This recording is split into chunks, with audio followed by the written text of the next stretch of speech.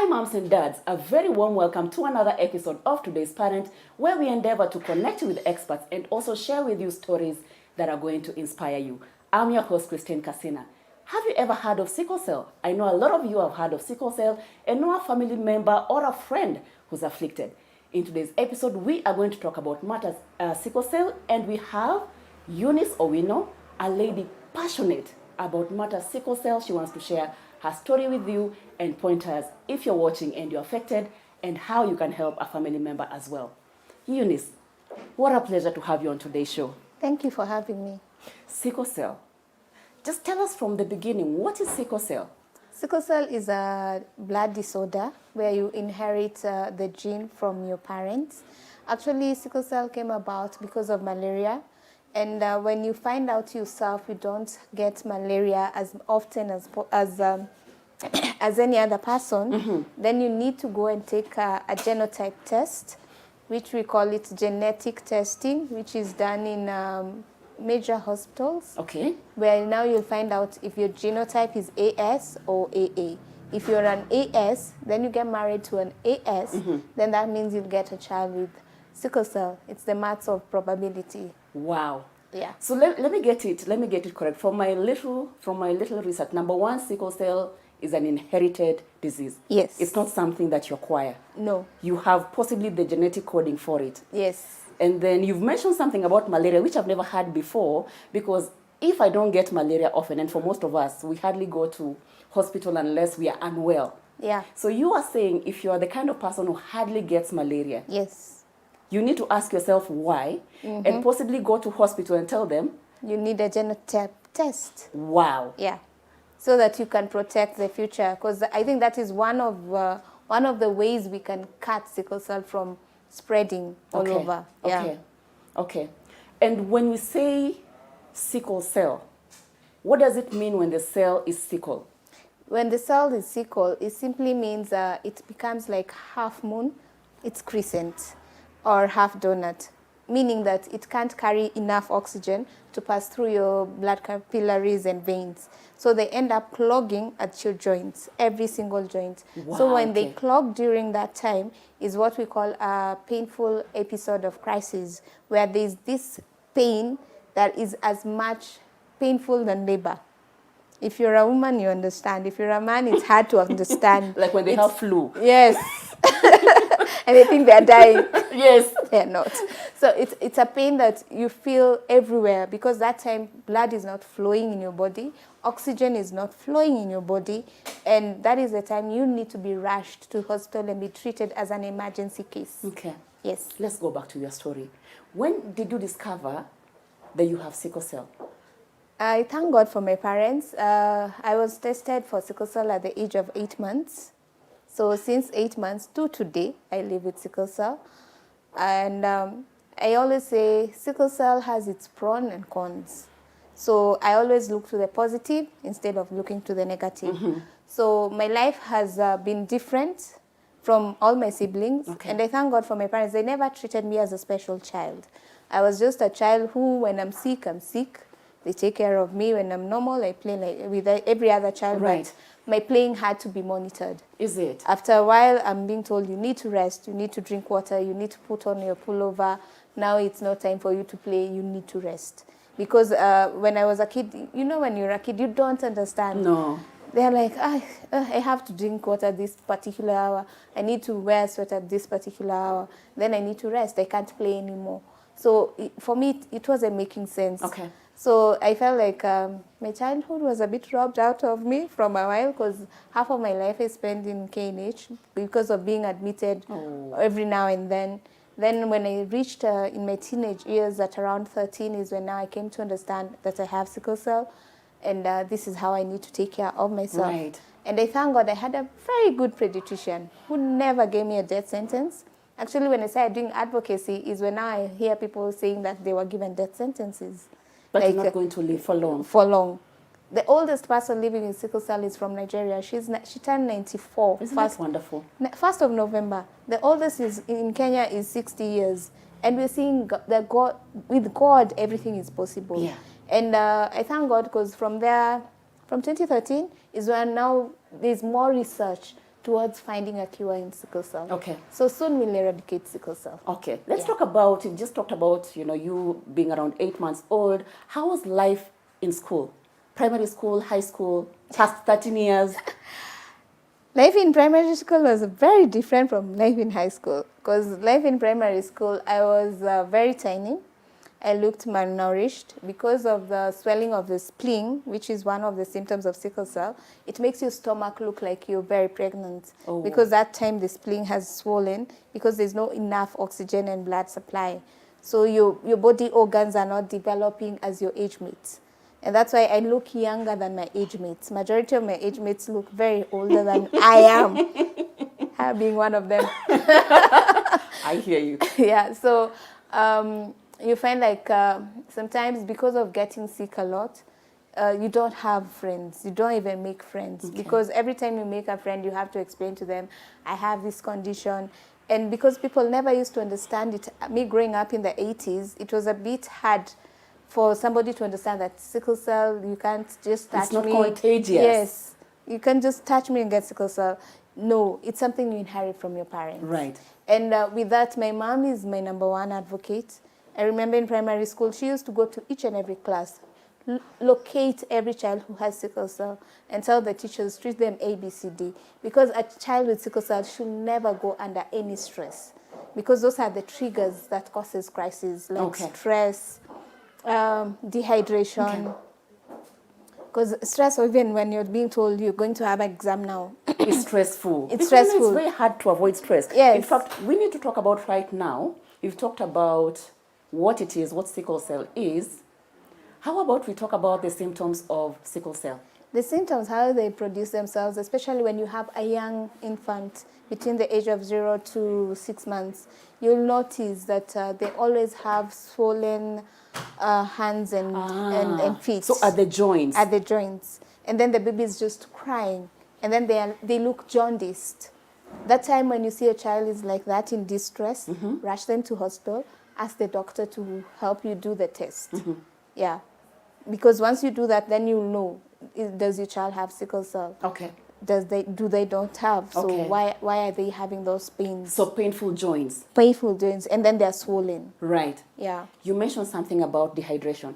Yes. Do you get thirsty often? It's not even being thirsty. You just need to hydrate so that the sickling cells can always find a way easier to flow, so that they don't stick and clog at the joints. Yes. Then stress, even when your mom and dad argues, you'll feel it as a child. And once you feel it and say, now they're arguing because I'm sick. Then you get stressed. I remember most times I could see you can see their faces are just like, hey, we are tired of coming to hospital every time. I discharged myself enough times, like, doc, I think I'm fine enough, I need to go home.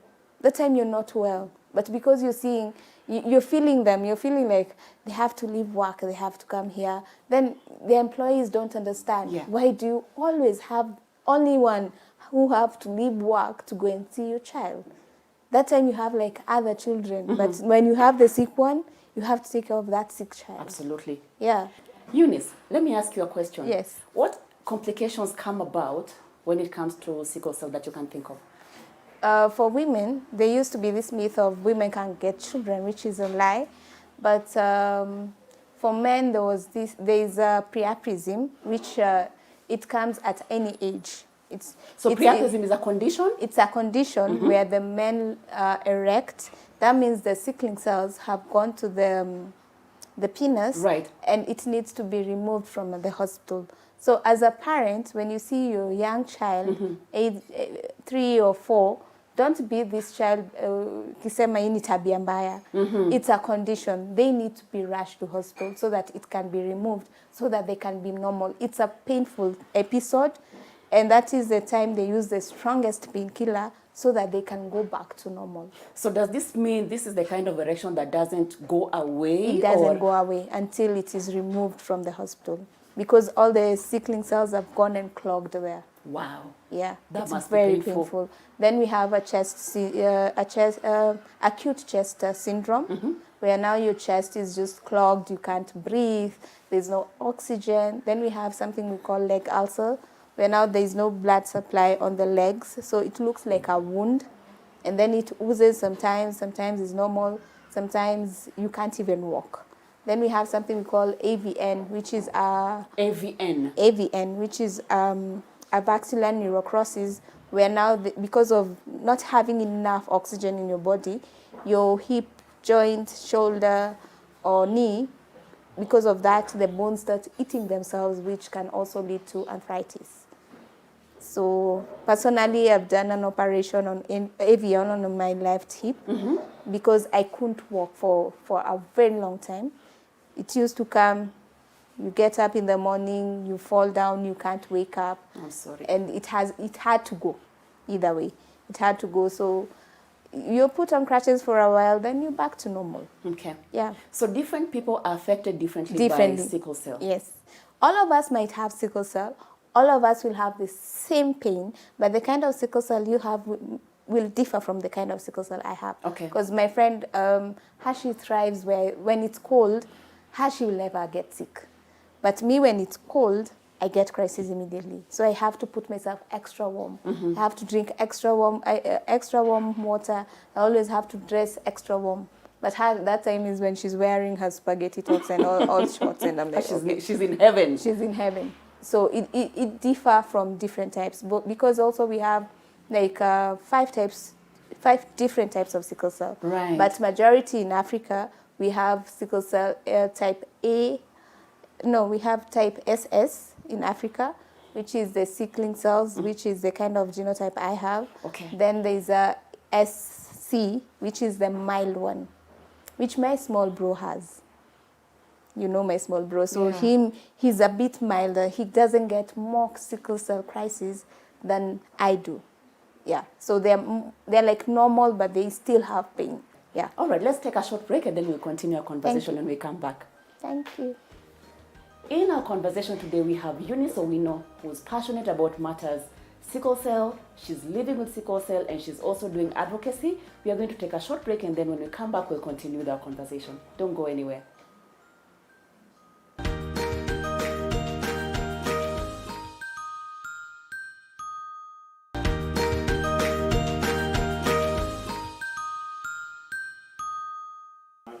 Welcome back to today's episode of Today's Parent, where we are talking about sickle cell. We have Eunice Owino in studio, and we are going to continue our conversation on managing, treating sickle cell and any other pointers that she can share with us.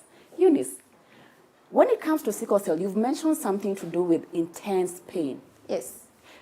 As we're beginning our conversation about diagnosis and especially, just management, how do you manage the pain? Pain, you need to have the strongest painkiller. Very strong painkiller. The painkiller, when a normal person, when they take, they can chew a blackout for 2 hours. Wow. I mean 24 hours, even 48. It must be a strong painkiller. Pain. So nothing over the counter can help you when you're in that state of pain. And it has to be injectable, which they have to do an IV where it comes slowly in the blood. That's how it will ease that pain. Because once the pain has been released, then your muscles will relax. So once the muscles are relaxed, then you can now find out and do more tests. Okay. And find out why were they in pain? Why were they having this painful crisis?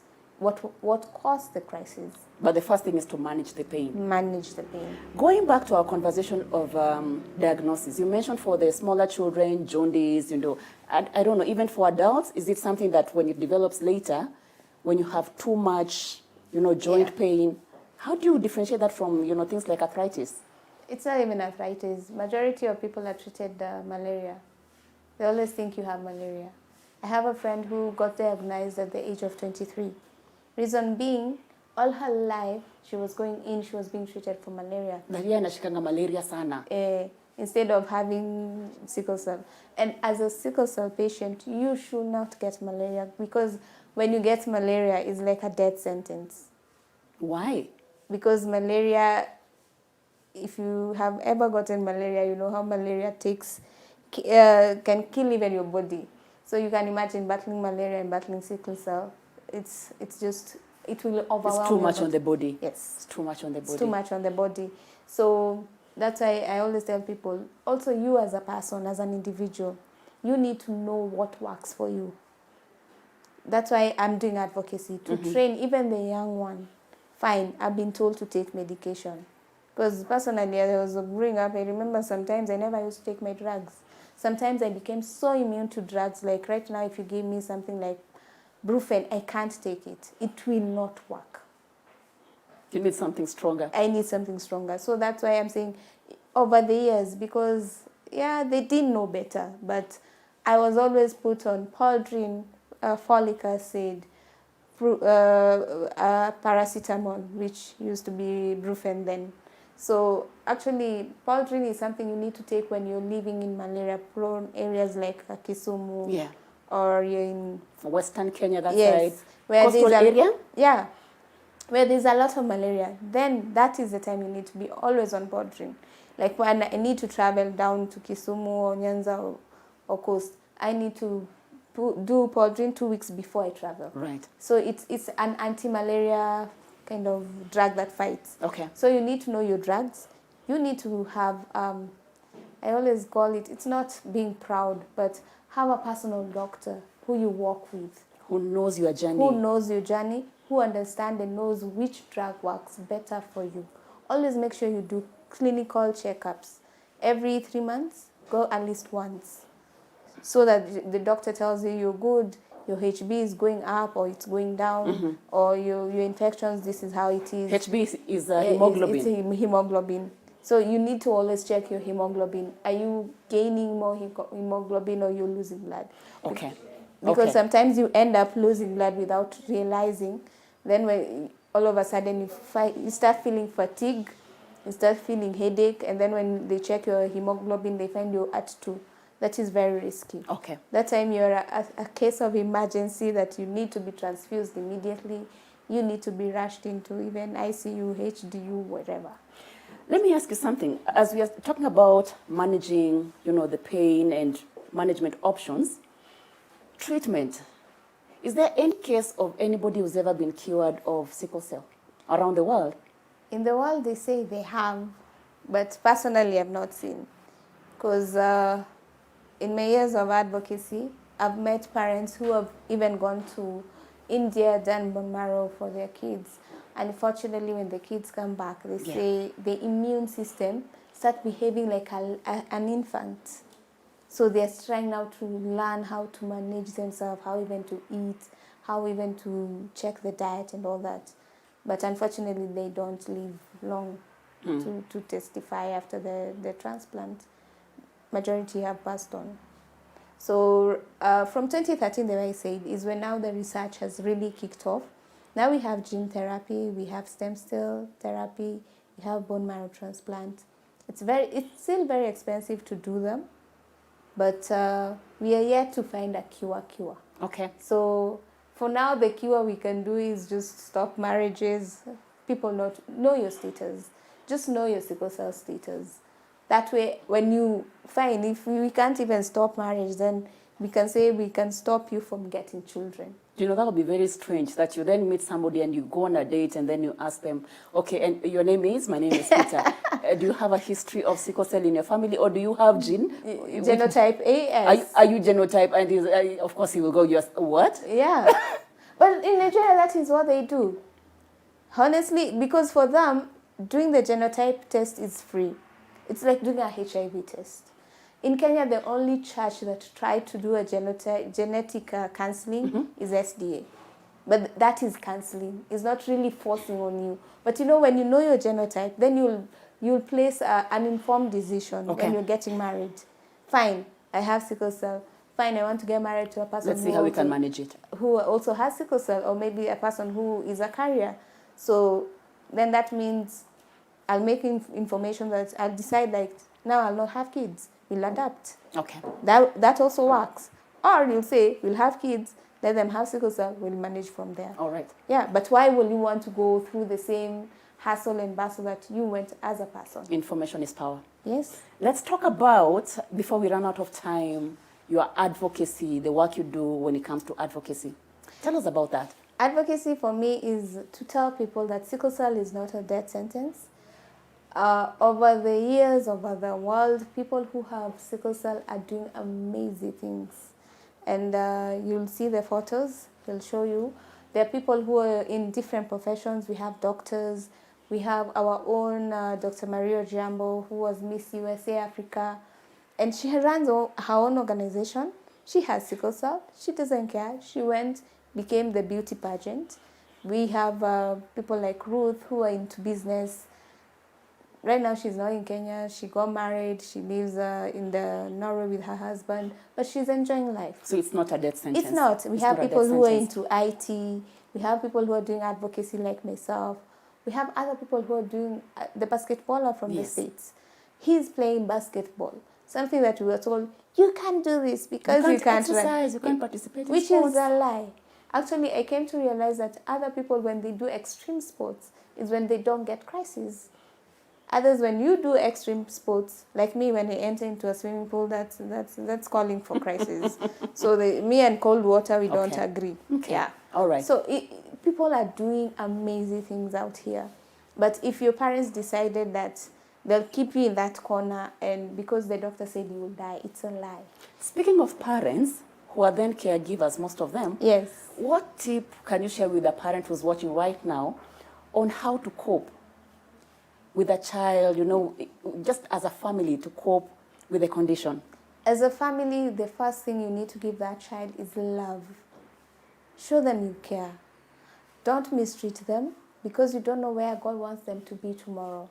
Then care. Just teach them how to care for themselves because they take care of themselves better than yourself. Sometimes I have arguments with doctors because I know what works for my body. I'll go in when I have crisis. Even if I'm having, it doesn't matter what kind of pain. I'll ask you, what are you putting on me? Which drug are you giving me? If I'm allergic to that drug, I'll tell you no. Mm-hmm. And there is where now we always brush shoulders a lot with the doctors, with health practitioners, because for them they think this is what is right, this is what I need to give you. And then you go like, no, that doesn't work for me. This works for me. If I need this pain to go, I need A, B, C, D. So also just teaching the children what works for them. Right. Why do you need to take these drugs? Because also the drugs are so expensive. Not every single family can afford them. You can imagine you have a family of 5 people. All of them have sickle cell. Is it the drugs you have a case like that? Yes. Is it the drug that you buy or is it the food you'll buy for that family?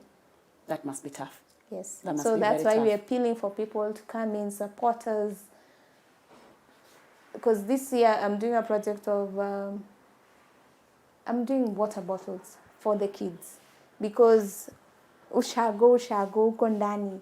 These guys get dehydrated because they don't drink water, because they don't have a water bottle just to carry a water. You have like 10 and you throw them. Yeah. That water bottle, it will save a life. Because they need to be hydrated, that's it.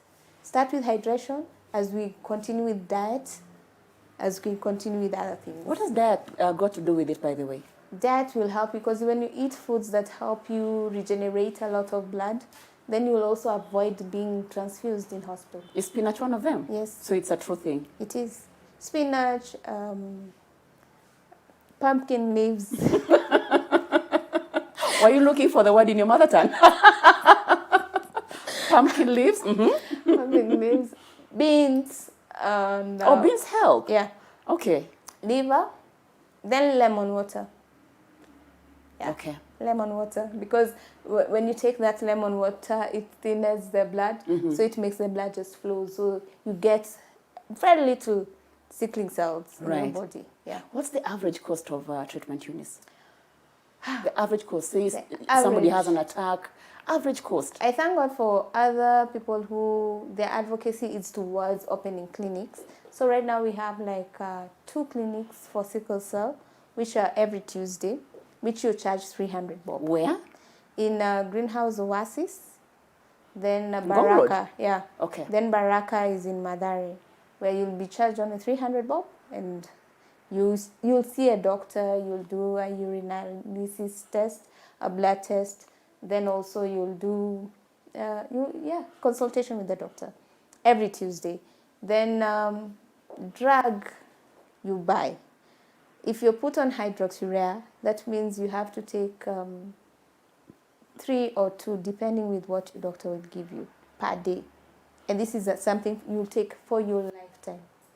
Then there's folic. So an average cost will be like between 2,000 to 3,000 per month per patient. But in Homa Bay, we have AMPATH, who are helping people to, you register with them at a cost of 200, and then you get your drugs and pre-checkup. Okay. Yes. Support, the kind of support that your advocacy works provides. Do you have WhatsApp groups? Do you have physical meetings you meet every so often? How does it work? I do support groups every month where we meet, come, talk. I also empower the adults warriors, because we call them sickle cell warriors nowadays. We stop calling them sicklers. We do support groups. So we partnered with Google last year, train the adult warriors, because what happened is, because doctors didn't know what to do with these adult warriors, because majority were dying at the age of 18. So now when you're 20, 30, 40, 50, they wonder, where do they put you? Okay. I'll not lie to you, till today I consult a lot with my pediatrician. I don't know how to, yes, I'm supposed to transition to go to and see a physician, which is becoming a bit difficult, because a physician, they don't give you that kind of love. You feel it's more general compared with a pediatrician? You know, a pediatrician, they have that babiness. I hear you. I hear you. But a physician, they're always very serious, like majority are professors, so they'll come and see. So, where are you sick? I don't like that. It's very formal. I like us to have a conversation. Okay. This is my health. So, I'm not coming in for counseling. Okay. I'm feeling ABCD. What could be wrong? You as the doctor, you tell me this and this is wrong because you have not done ABCD. Okay. So that is what we like to hear. So, all right. My parting shot? No, even before we get to the parting shot, you mentioned you meet once a month? Yes. Once a month. Once a month. So as your parting shot, you can then share with our viewers how they can connect with you. How can they reach you, Eunice Owino? It's simple. My parting shot is, sickle cell is not a death sentence. Love yourself, love life. Get us on Facebook. Our Facebook page is Sickle Cell Uhuru Trust. You'll find us there. You'll see the activities we always do, because I'm always reaching out to people. I also do hospital visit where we meet new people to come in and join. We have WhatsApp group, so come in, share your contacts. We'll be able to contact you as soon as possible. All right, and the name of the group again is, the page on Facebook? Sickle Cell Uhuru Trust. Sickle Cell Uhuru Trust. Yes. Thank you so much for coming to share, Eunice. Thank you. We appreciate your time. Thank you so much. And all the best. Asante sana. We come to the end of our conversation today. We had Eunice Owino sharing her insights when it comes to matter sickle cell, living with the disease, giving you encouragement, especially if you're watching and you're afflicted in any way. If you know a friend, a relative, a colleague who has sickle cell and you feel they need some extra support, please connect them to Eunice's platform so they can be part of a family where they are understood and they're loved and they feel that they're not alone. As Eunice has said, it is not a death sentence. I hope you enjoyed today's show. I have been your host, Christine Kasina. This has been today's Parent. We've been here in studio at Little Cribs, the home of fun, exciting, durable kids furniture. So if you're looking for kids furniture, make sure you come over at Little Cribs. If you're looking for parenting information, www.supermamas.co.ke is your resource center. We thank you for your time and look forward to having you next time. Goodbye.